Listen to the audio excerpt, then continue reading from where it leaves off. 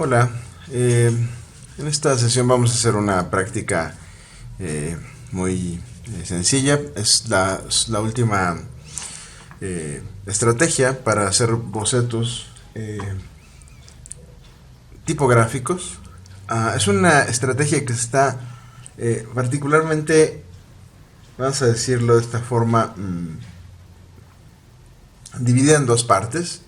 Son dos partes que pueden depender una de la otra o hacerse por separado.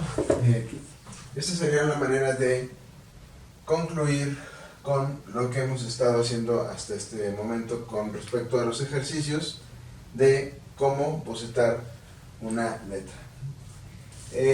Esta estrategia vamos a denominarla boceto de masa y boceto de exoesqueleto.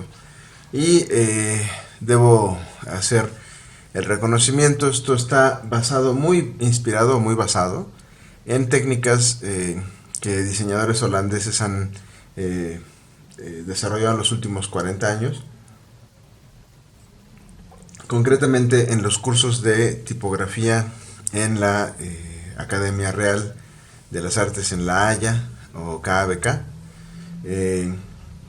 Y también está basado en el trabajo del tipógrafo holandés Gerrit Noordzijk y su libro The Stroke, o en español El Trazo. Este libro lo recomiendo mucho. Es una teoría que tiene él sobre cómo se comportan las formas y las contraformas de las letras, ¿sí? Entonces, él nos habla de dos formas básicas de cómo se comporta un trazo de principio caligráfico, pero también en la forma, vamos a llamarlo tipográfica, ¿no? Lo que constituye la tipografía.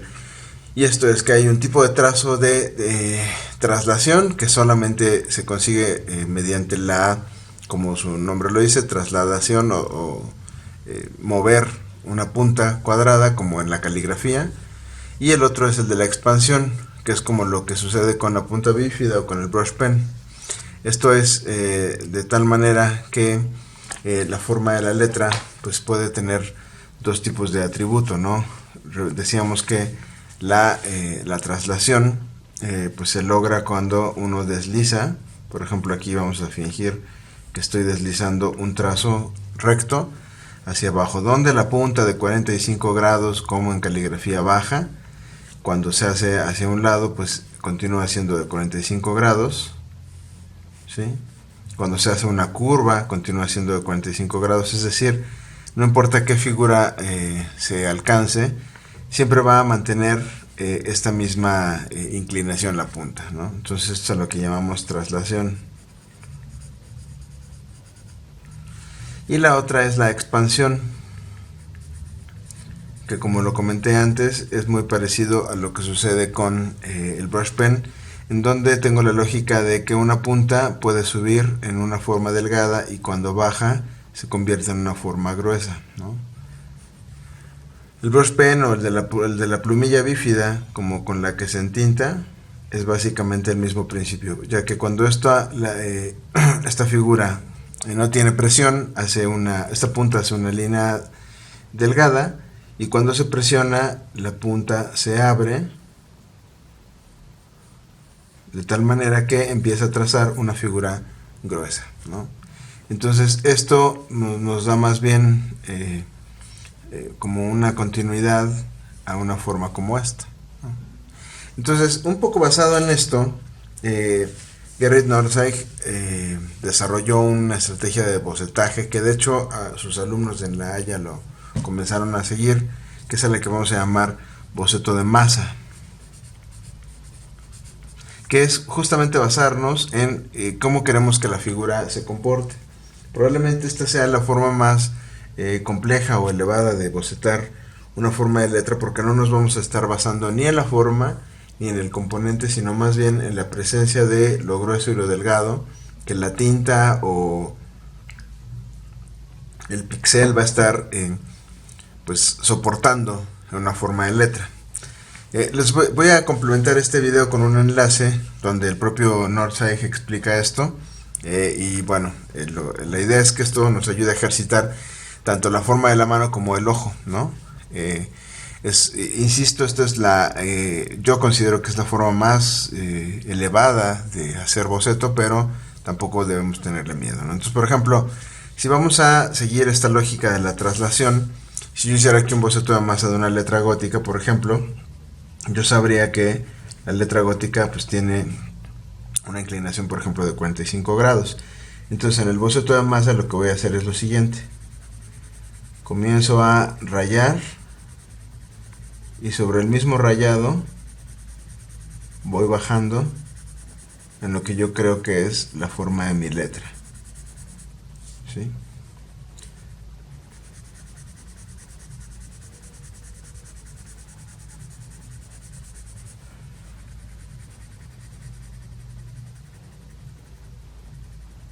Inclusive en la parte más delgada, donde yo voy a poner formas delgadas, puedo hacer eso, ¿sí? Entonces así es como se hace. Esa digamos que sería la primera etapa de la masa. Voy a notar cómo voy a acercar esto. Vamos a notar cómo de pronto quedaron algunas partes irregulares, ¿no? Como por ejemplo se nota mucho aquí y acá. Entonces en una segunda etapa de masa voy a rellenar. Puedo seguir utilizando la misma dirección o puedo empezar a rayar hacia otros lados, ¿no?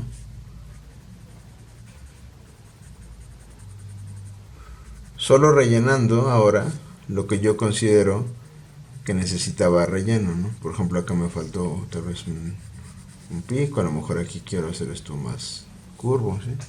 Y en la tercera etapa empiezo a rellenar hacia otros lados, por ejemplo, puede ser hacia lo horizontal, hacia lo vertical, perdón, como para llenar ya la forma por completo.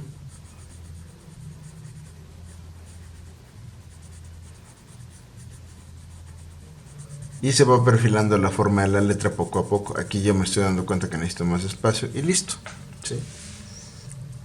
No es el único tipo de letra en la caligráfica que podemos hacer, ¿no? También podríamos hacer una G de ojo antiguo, por ejemplo, como la de Bodoni. Tendría yo que empezar a imaginarme cómo se va a comportar. Sabemos que la G de ojo antiguo de Bodoni, o la modernista, tiene mucho contraste, pero la modulación no es como la de la caligrafía, no tiene el ángulo inclinado. En todo caso, utiliza un ángulo recto, entonces esto va a ser un poco más complicado, pero sí es posible. Entonces, voy a tratar de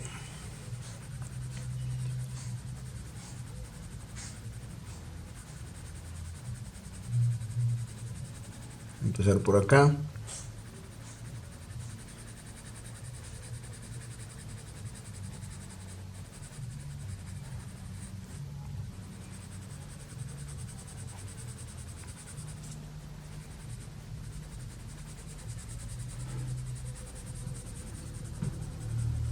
Vean cómo incluso puedo hacer formas como tan libres, o sea, no tiene que estar perfectamente relleno, nada más estoy, aquí hice un solo trazo que me está dejando ver hacia dónde va la letra, lo mismo puedo hacerlo acá, nada más así para la oreja, y cuando empiezo a rellenar con las siguientes etapas, entonces puedo empezar a darle la masa que la forma de letra quería. Esto es como si estuviéramos pintando la letra.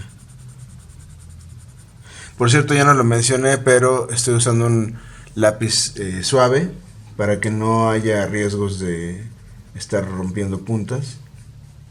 Porque pues al ser una técnica esbozada, como de sketch, pues sí puede haber como mucha presión en las puntas, ¿no?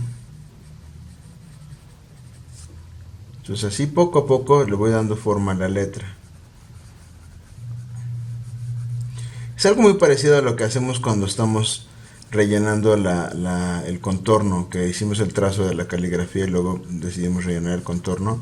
Pero quiero que noten cómo la gran diferencia está en el control de cómo vamos a estar haciendo la figura de la letra, ¿no?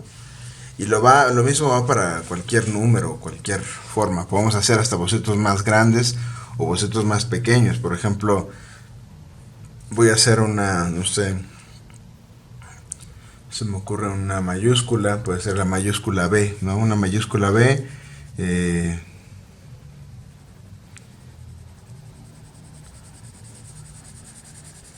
muy grande. Fíjense como acá me empecé a ir un poco chueco, entonces empiezo a irme hacia la derecha para corregir. Entonces aquí establezco el patín.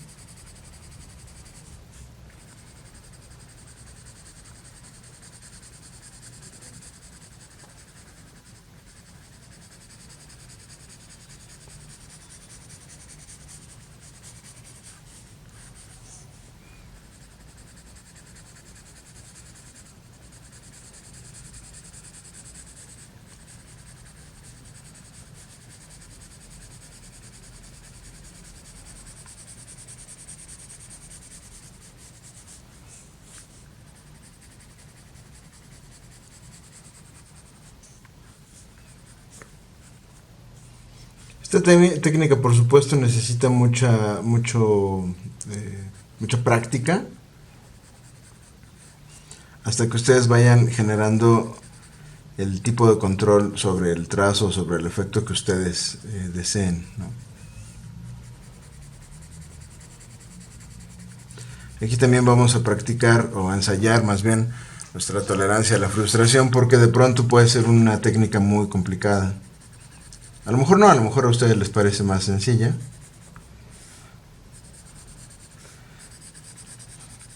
Lo que sí estamos aprendiendo también con esto es que pues un poco contradecimos el hecho de que las letras deban dibujarse a pulso, ¿no? O no precisamente sea requerido empezar con el contorno, ¿no?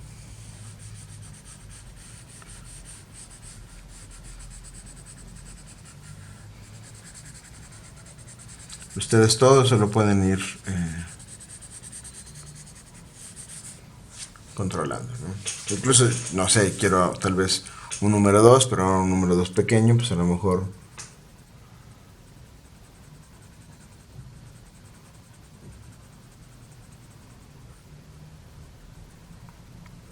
¿sí? Y esta tiene apariencia como de sans serif, ¿sí?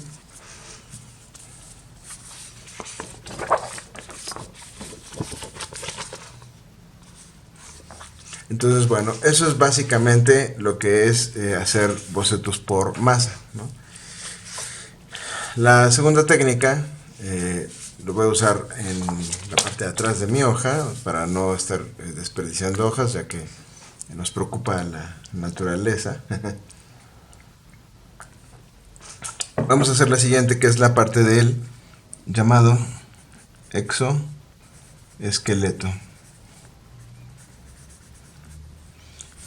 El exoesqueleto va a ser considerar que cualquier forma de letra, por ejemplo una L, tiene pues una forma de esqueleto, ¿no? Y que usualmente todo esto tiene una especie de relleno, ¿no? A esto es a lo que vamos a llamar exoesqueleto, la parte de afuera.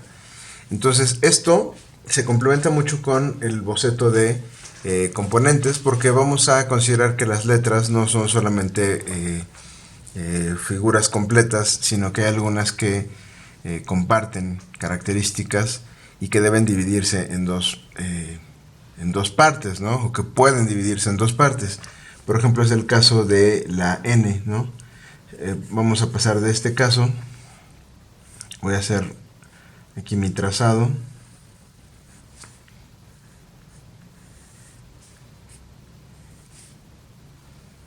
Y observen lo que va a suceder acá. Voy a hacer una regresión a esto. Le vamos a llamar switch back connection, ¿sí? O una conexión en reversa. O sea, observaron cómo iba yo haciendo este dibujo, pero tal vez al llegar a este punto me iba a costar trabajo mantener el ritmo o la cartela. Entonces, para poder detenerme, salgo, me retiro y entonces ya lo puedo como contener, ¿no? Aquí esto también me va a permitir igualar un poco este ancho con este ancho.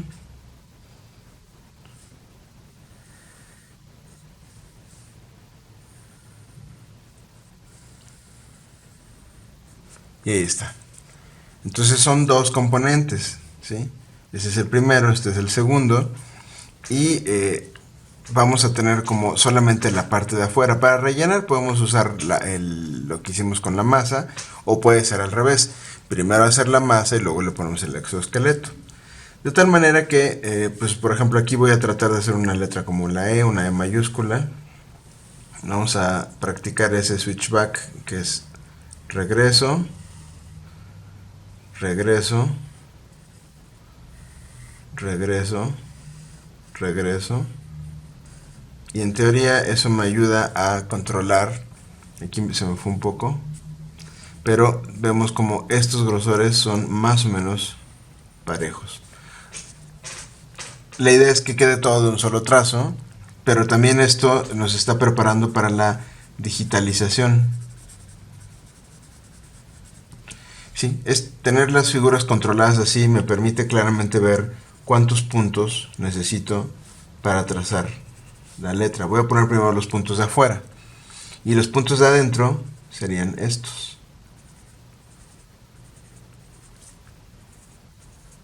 Uno se preguntaría, bueno, ¿por qué aquí necesito dos puntos en lugar de uno cuando podría simplemente unir acá? Bueno, hay varias explicaciones. La primera es que es mucho más fácil deslizar todo esto si está separado hacia adelante o hacia atrás. En caso de que yo quiera preparar una versión bold o una versión light de la propia letra, ¿no? La segunda razón es porque me permite a mí controlar el flujo de rectas sin tener que estarlas interrumpiendo, ¿no? Y eso también me deja como controlar hasta dónde llega cada uno de los puntos. Y la última de las razones es porque me permite hacer un dibujo mucho más esquematizado, ¿no? Entonces, insisto, esto nos prepara sobre todo para la vectorización. Bueno, digitalización, vamos a llamarlo mejor así. Y es que finalmente eso se puede hacer hacia cualquier tipo de figura, ¿no? No nada más estas formas sencillas. Por ejemplo, ¿qué pasaría si yo tengo pues un ampersand muy complejo? Aquí yo necesitaría hacer esto para no perder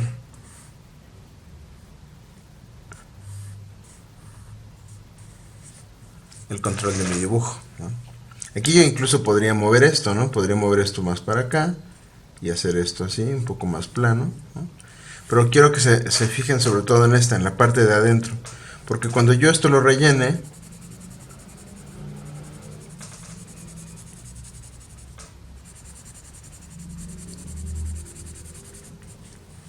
gracias a esta figura que entró, voy a marcarla bien aquí, gracias a esa figura que está entrando, yo puedo darle cierto empuje a la curva al dibujarla, ¿no?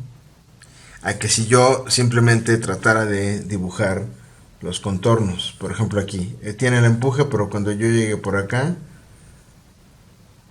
no voy a tener la certeza de si esto debe irse hacia arriba, hacia abajo, cruzar. ¿Sí me explico? Esto nos puede llevar como al error.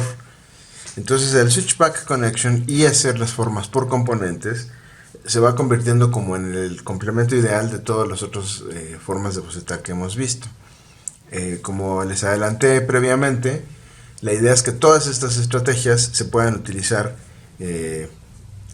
conjuntamente, ¿no? Que yo pueda hacer algunas partes más reticulares, o a lo mejor trazo una retícula, utilizo la forma caligráfica, pero tal vez los ornamentos los hago con switchback y finalmente pruebo, ¿no? A lo mejor esto no me queda muy claro cómo estoy terminando este brazo, ni tampoco cómo está este entrante, entonces pues a lo mejor yo puedo aquí recuperar y tal vez hacerlo en switchback, digo en masa, ¿no?